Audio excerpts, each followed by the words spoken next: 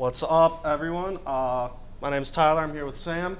Today we're going to be talking about LinkedIn ads and LinkedIn Sales Navigator. To get started, we have a little agenda. Why LinkedIn ads, getting started with LinkedIn ads, targeting, ad formats, benchmarks and tips, and then Sam's going to take over on Sales Navigator. So why LinkedIn ads? LinkedIn is a social network in which it connects professionals with each other. It provides a great advertising hub for B2B and B2C brands. When setting up LinkedIn ads, there are a few things that you should know before you get started. They're your objectives, your targeting, your budgeting and schedule, and lastly, your goal. So we're going to start off by taking a look at a few different objectives that we have. First one is brand awareness, and as it states, it's mainly an awareness campaign. This is to get impressions, help people find out who you are. Next, we have consideration stage. Website visits is clear, trying to drive traffic to your website. Next is engagement. This is getting people to share, like, comment on your ads as to help build a following. And then lastly, in consideration is video views. This is just an ad making sure that you get people watching your video.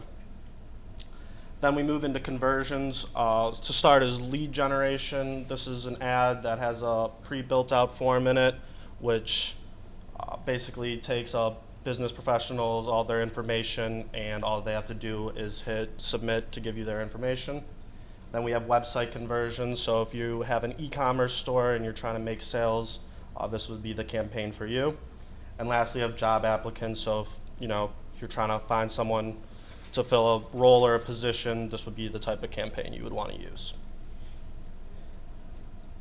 Next, we get into targeting. To start, you're generally going to want to pick an area. So whether it be a city, a state, an address, a zip code, that's where you're going to start.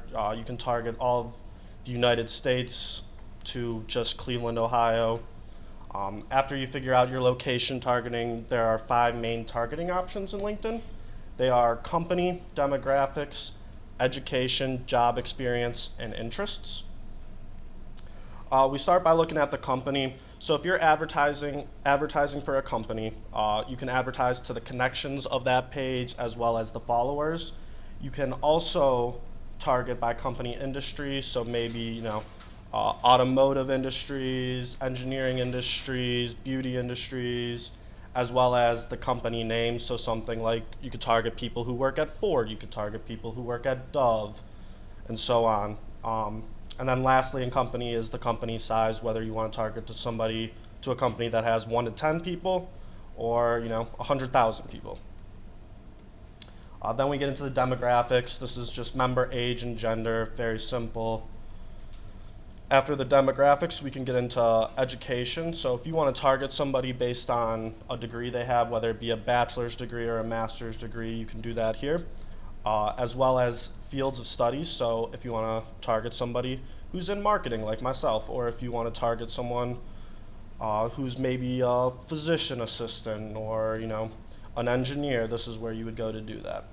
And lastly, you can actually target by schools. So if you want to target someone who went to Harvard University or the Ohio State University, you could do that here. Next, we move into job experience. To start, we have job functions. A few of these would be, for me personally, when targeting someone who is a paid advertising specialist, you would want them to have a certification in Google Ads and Google Analytics, and this is where you would go to target there. Next, we move into job seniorities. Job seniorities are entry level, internship, director, and so on. And then we get into job titles. So if you're a manager, an account executive, this is where you would go to target there. And then you get into member skills, so stuff like Microsoft Excel, Hootsuite, etc. And then years of experience. So if you're looking for someone with 5+ years, 10+ years, 20+ years, this is where you would go to target. And lastly, we have interests. So you start off by member groups. So say you're a sports firm and you want to advertise to people who are interested in sports. On LinkedIn, you can join certain sports groups. So myself, I am a part of the Cleveland Cavaliers group. So if somebody were to target based on that, they would most likely hit me. As well as member interests, so just general things that you're interested in. So that wraps up our targeting, and next we're going to move into ad format. These are the 6 types of ad formats that you would use. So single image ad, carousel image ad, video ad, and spotlight ad are generally sponsored content. These advertisements live directly within the LinkedIn feed, appearing alongside the organic content LinkedIn members make. You can think of them as promoted posts, as they're essentially amplified versions of the links, media, or messaging you would normally share through your company page. Also, when to use these, to raise awareness of company events or initiatives, generating leads, increasing traffic to a website or a landing page, boosting followers, and even generating more engagements. Next, we get into in-mail ads. We use this feature for sending personalized messages to high targeted recipients. Because sponsored in-mail only delivers to active LinkedIn members, there is no need to worry about messages bouncing or landing in abandoned inboxes. A few examples on when to use them: driving downloads to gated assets, promoting webinars and special promotions, generating B2B leads, and directly engaging valuable prospects or connections. Lastly, we have text ads. This is LinkedIn's PPC platform, pay-per-click, with ads that display on the side rail or inline. They are easy to create, and as the name suggests, you only pay based on clicks or impressions, so you can feel confident you are getting your money's worth. A few examples on when to use them are targeting highly specific B2B audiences, driving traffic to your website or landing page, attracting quality job candidates, setting up easy measurable campaigns for conversion tracking. After you decide on your ad format, we move into budget and scheduling. You can set your budget as a daily budget or a monthly budget or a lifetime budget. Here you will decide on your cost per click, as well as you will also decide on your scheduling, whether you want to run your ad for a day, a month, a year, and so on. After we get through setting up all the parameters for the ad, we then move into creating the ad itself. Most of the sponsored content will require an image and text, while in-mail and text ads only require text. Now that we have chosen our objective, set up the targeting, decided on the ad format, and created the ad itself, all that's left to do is to manage and report on your ad. Some of the benchmarks according to LinkedIn include, so for sponsored content, an average click-through rate of 0.35% and 0.45%. For text ads, an average click-through rate of 0.012% and 0.030%. And for sponsored in-mail, you have an open rate range of 25% to 45% and a click-through rate of 2% to 5%. And then also the average click-through or average cost per click on LinkedIn ads is between $2 and $7. How does that compare to some other platforms? So generally, for Google Ads, our cost per clicks averages around 15 cents to $2. Facebook can be anywhere between $1 and $4. So generally, LinkedIn, it does cost a little bit more. However, you are advertising to professionals. You're not advertising to just everyone.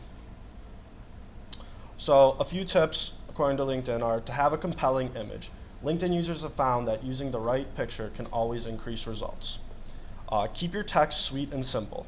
150 characters has proven to work best for users.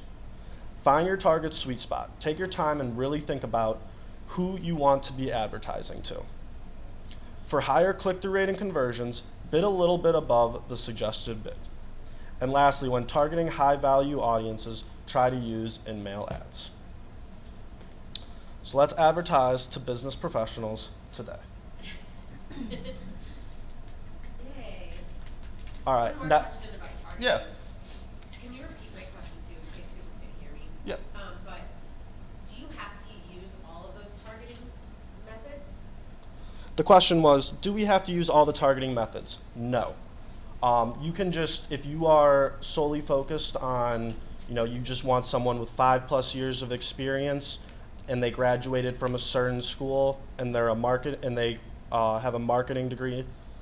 That's all you can do. Or you can get into the real nitty-gritty stuff. You want them to have 5+ years of experience. You want them to graduate from this school. You want them to be interested in X, Y, and Z.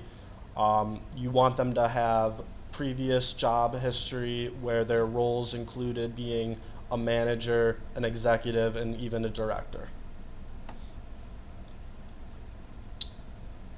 All right, cool. Next, we're going to move on to Sam, and he's going to talk about LinkedIn Sales Navigator. Thank you. All right. So I'm Sam. I'm the Sales Enablement Intern here at Hey Now, and I'm going to talk about LinkedIn Sales Navigator today. So what is Sales Navigator? Sales Navigator is an advanced tool that aids sales teams, organizations, individuals to create and build customer relationships directly on the professional social network. So this is, before we go to the next slide, so this is a feature of LinkedIn Premium. So as you can see on this page, this is what the homepage of Sales Navigator looks like, and I will get back to this in a few slides to address the features of the homepage. So when we go to make a search on LinkedIn Sales Navigator, these are all of the targets that come up. Like Tyler mentioned before, you can search anything from school, geography, title, seniority, company, clubs that they're in, hashtags that they use, certain content, etc. So here is some examples of how we can make a search. As you can see, I circled keywords because that really makes a difference when looking for professionals on Sales Navigator. So we use Director of Sales in this example. And our geography is the greater area of Cleveland. As you can see in the relationships, I put second-degree connections because you are 4 times more likely to find a connection or to connect with somebody on LinkedIn when they see that you have already connected with somebody that they know. As you can see, industry, you can find anything from business supplies to wholesale, hospitality, etc. And then seniority, we pick directors, and company headcount is 11 to 50. So when we make the search, a list of all the professionals that are required in this field come up, or who are fit this mold come up. So we have this guy who is unnamed for his privacy's sake. You can see he's a director of sales and marketing. He's been in his role for 3 years, 6 months. You can see his past experience, shared connections, and the list goes down. There's 51 results. So a few things I marked up here. You can see there's 3 people that have changed jobs in the past 90 days. This is something to pay attention to, as when there's new directors in sales, this usually means companies are looking to expand and find new business. So if you can reach out to people who are new in their role, they might be more likely to want your business. The next one is posted on LinkedIn in the past 30 days. So do they even use LinkedIn? Are they going to receive your message if you reach out to them? And then shared experiences with you. This is a big one because it helps you find a common ground when connecting with somebody, so you're not just cold calling. There's something behind the message that is going to get them to engage. So prospecting. So once we found someone like this guy, and we think he might be a good fit, we can click on his sales navigation profile. So this is different from his actual LinkedIn profile because first off, he cannot see that I viewed his profile. So I'm able to see what his role is, his experience. As you can see below in highlights, I can see the shared connections, potential other connections that we can make, and then also his recent activity on LinkedIn. So that could be comments, likes, articles he's posted, things he's shared about his company. So this gives you a chance to really understand who the client or who the potential client is, what he does, and whether he's a good fit for what you're looking for. So once you've done this, once you've read about him and determine if he is a good fit or not, you go back to the list on the main page and you can decide to save him to a list. As you can see below on this picture, I've customized different lists to generalize it to different cities. So we have Detroit, Indianapolis, etc. This one is from Cleveland, so we would add him to the leads list for Cleveland. So adding him to a LinkedIn lead list is easy enough, but creating an Excel sheet database makes it easier to categorize in other ways that sales navigation does not allow you to do. So an Excel sheet would allow you to categorize them in different ways, such as if their mobile site's responsive, other notes that are important that make the potential client unique. Also, we can look at sales trigger. That's a great way to categorize potential leads that LinkedIn does not allow you to do, just because the list is simple, just saving it. But here you can really add to the client, not just like potential or not just general things like geography and title, but also like very specific things that this person is doing in their role that will allow you to just know more about them before reaching out. So as we go back to the home page, once we've added a lead to a list, they will always come up on our home page when they've been active on LinkedIn. So as you can see here, there's a man named Stort who has been saved to our lead list. He just commented on a post. This guy Adam just shared a post from his company.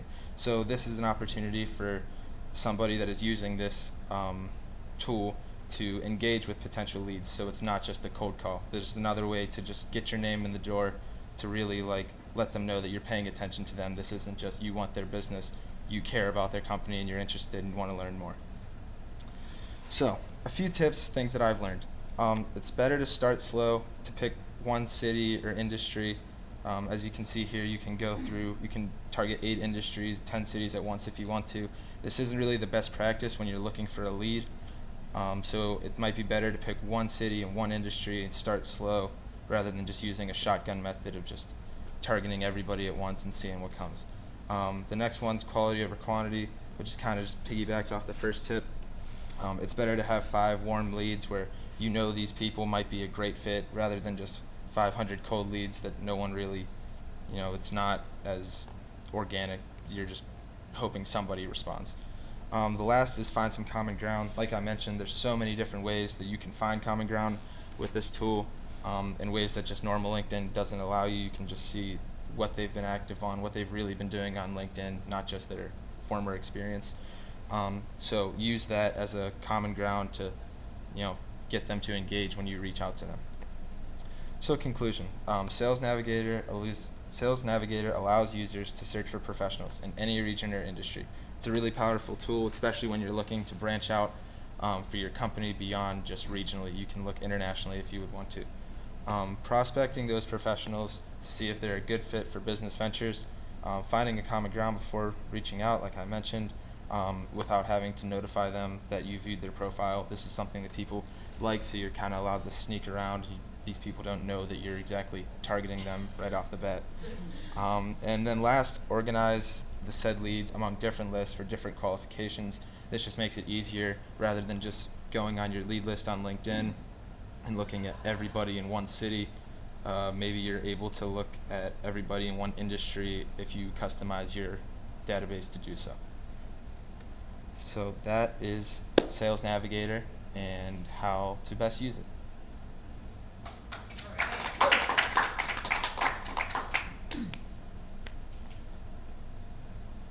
Cool. Are there any questions?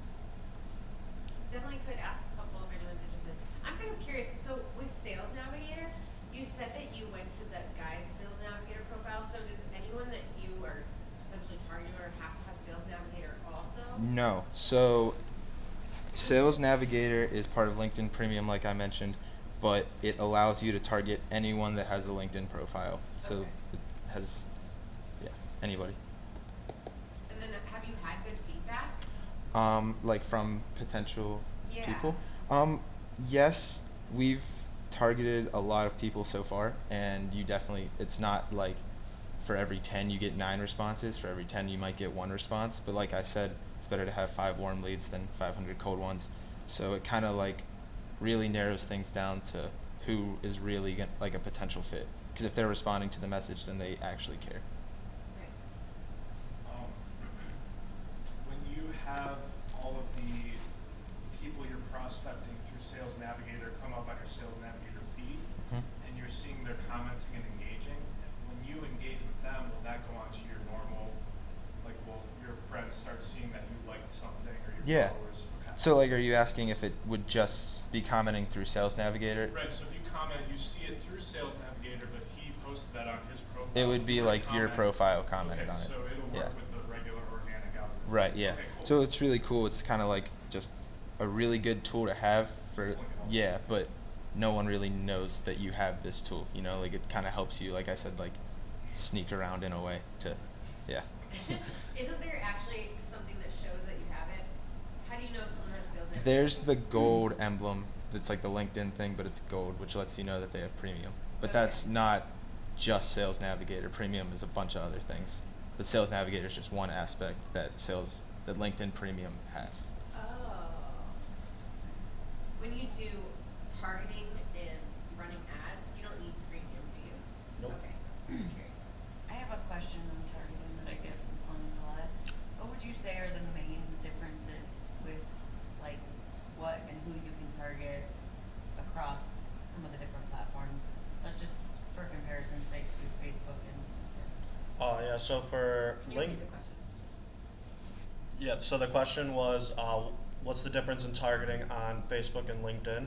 So LinkedIn is more business professional. You can target by job title, you can target by the company that they work for, as well as interests and groups, where mainly Facebook is just targeting based on interest groups, age, more demographic, pages that you like, stuff like that. So I guess, LinkedIn is more business professional, B2B, B2C business is the objective, whereas Facebook is more, e-commerce, trying to get people to buy stuff.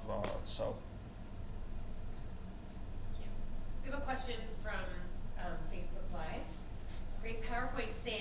You really changed the way I use LinkedIn. One question, how often should I post to stay engaged without over-posting? So this is more on the organic side. Yeah, so I don't think there's really a way of over posting.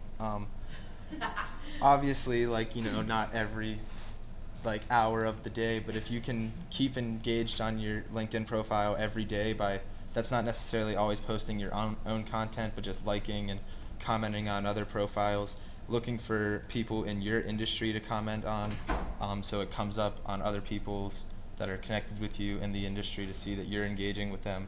So your own content, I would not say daily, but definitely commenting and liking and sharing other posts, finding information or finding content to follow that really fits your interest allows you to stay engaged more often on this And I think platform. as a team, oh, go ahead. Well, I could also say that the general rule of thumb, I love what Sam's saying about while you're not posting native content you wrote for the platform, if you're liking and sharing and engaging as much as you can, it's tremendous for what it could do for your reach. Mhm. However, actually creating native content to post, the general rule of thumb is as much valuable content as you have to post, you should post it. And if you could post something 10 times a day that's actually really valuable and good content, then you should. If you could only post once a month because that's what you have, then that's how often you should post. And so it's more about how much valuable content you have to give. But the way to stay active on LinkedIn without having to post all the time is Sam's Right. tip, and that's a great tip that we are constantly using.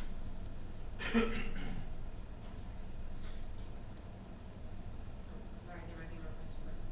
Oh, okay. David Roma wants to know, what actions do you recommend we take after we make the connection on LinkedIn with a good fit prospect? Are you sending a message? Are you taking a more slow, organic approach by interacting with them on LinkedIn over time? So I have found that it is probably best to take the second approach. If you're just connecting to someone and then immediately sending them a message, asking them for, interest, business, they're really, people can tell when they're being sold to. So it's better to connect with the person, kind of build a relationship, comment on their post like I mentioned, and that really gets them to see your name, it keeps them gets your name in their head, so they're not just looking at you as someone that's trying to sell them something. It's more this is somebody who is interested in your company and your role and wants to just, connect with you as a professional. Yeah, so don't creep them out. Yeah. Yes, exactly. General rule of thumb. Don't scare them away. Yeah.